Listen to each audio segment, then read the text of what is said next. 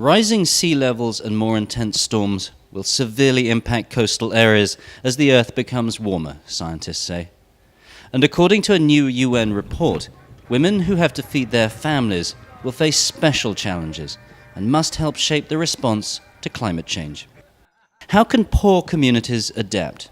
Experience from the Philippines shows that mobilizing women can make a difference in addressing environmental concerns. Ubay on Bohol Island has already learned the hard way that living standards fall when human activity harms the marine environment. Dynamite fishing and other destructive practices led in the 1990s to a sharp decline in the once bountiful fish catch. Lisod gyud kay ang mga isda imbis mo dagko gagmay na lang. When fewer fish were caught, it affected women. Since we managed the household budget, we had to buy smaller fish, and they became more expensive. That made it harder to send our kids to school. In the past few years, Ubay women and men have worked together to reverse the damage. With strong leadership and active community support, the town established fishing sanctuaries and imposed steep penalties for using dynamite or illegal nets.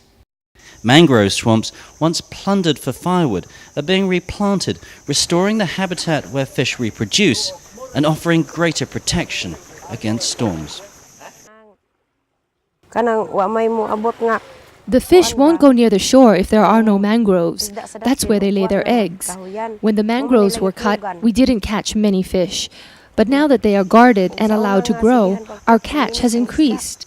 The active participation of neighborhood women was one key to Ubay's success. The UN Population Fund's 2009 report on the state of world population says efforts to adapt to climate change must involve women and pay special attention to their specific needs. Women are on the front lines as their communities are buffeted by the impacts of climate change. We've seen that with especially destructive storms such as Cyclone Nargis in Myanmar and Hurricane Katrina in the United States. Women are often most vulnerable to the impacts of climate change as they are to other kinds of disasters and conflicts.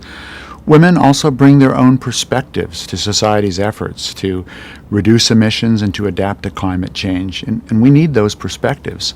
Finally, when women have full access to reproductive health care, including contraceptive services, they have children later in life and fewer of them than otherwise would be the case. That will contribute to the eventual stabilization of world population, and that will help reduce future greenhouse gas emissions. In Ubay, women not only protect coastal resources, they're helping families to escape poverty by teaching livelihood skills. With extra money, mothers will be better able to send their children to school. We plan to organize ourselves into a women's association where we can learn new ways to earn income aside from fishing and farming. Helping women to choose smaller families is also seen as critical to fighting poverty. That's one reason Ubay invests in reproductive health care. Rosalina understands this well. Her husband's meager income as a farm worker barely feeds her 6 children. Life is hard with such a big family. When we run out of rice, I give my share to the children and to my husband. I also gather clams to sell so I can buy more rice. But now Rosalina uses contraception, attends classes, and hopes to get a job one day. Educating and empowering women helps to build more resilient communities that can better adapt to current and future challenges. A world that will be dealing with climate change for decades to come can't afford to limit the potential of half of its population to contribute to the solution.